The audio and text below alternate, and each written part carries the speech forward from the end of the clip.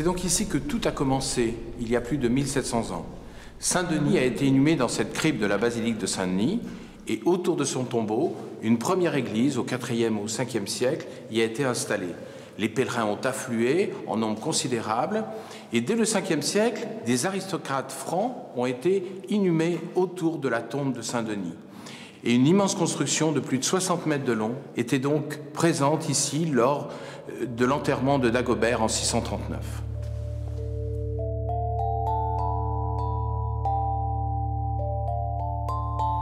Nous sommes ici dans le chevet créé par l'abbé Sugère de 1140 à 1144.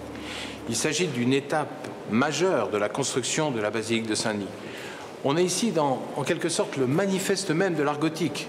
Des croisées d'ogives parfaitement maîtrisées, une ouverture des fenêtres maximales avec un mur de lumière continue organisé autour des reliques de Saint-Denis pour les magnifier et permettre aux pèlerins de vénérer les reliques dans le déambulatoire créé donc par l'abbé Sugère.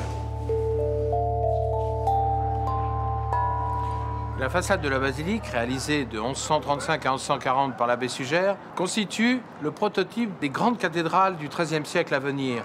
Elle est constituée de 3 grands portails surmontés d'une rose. À l'origine, il y avait 2 tours, dont l'une surmontée d'une flèche culminait à 86 mètres. Elle a été détruite au XIXe siècle et démontée totalement par Viollet-le-Duc.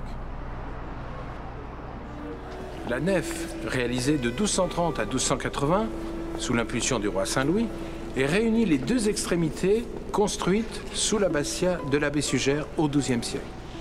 La basilique recevra jusqu'au XVIIIe siècle le surnom de Lucerna, la lanterne Saint-Denis, signifiant ainsi son maximum d'éclairement.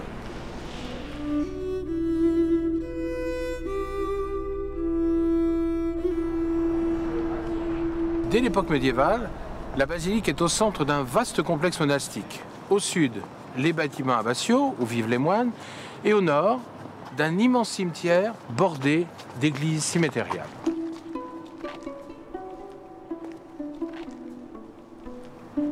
La façade de Sugère, réaménagée par l'architecte François Debré en 1840, fait aujourd'hui l'objet d'une grande restauration qui lui permettra de retrouver tout son lustre dans 3 ans.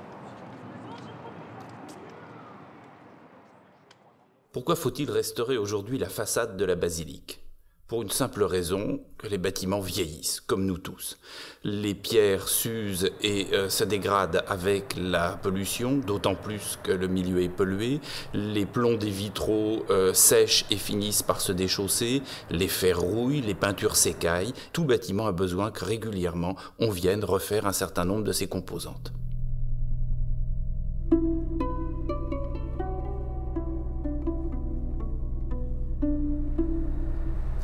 Sur ce chantier assez prestigieux, comme la basilique de Saint-Denis, j'ai un rôle de technicienne restauratrice des sculptures, essentiellement.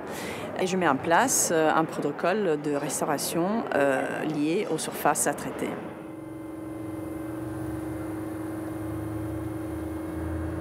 La technique envisagée est un micro-sablage, une espèce de gommage de la croûte noire qui recouvre les sculptures, nous permettant de dégager petit à petit, sans du tout abîmer les pierres, tous les décors sculptés médiévaux.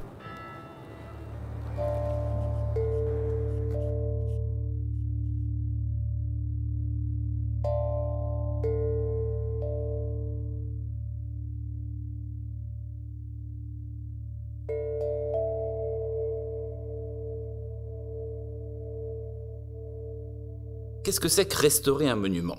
L'idée a changé au cours des siècles, mais en gros, elle a toujours consisté à refaire des parties dégradées d'un ouvrage architectural, d'un concept artistique qui avait été défini en un temps donné. Être restauratrice du patrimoine, c'est être chirurgien de la pierre. On s'occupe essentiellement d'une remise en l'état du travail fait par les artistes d'un temps.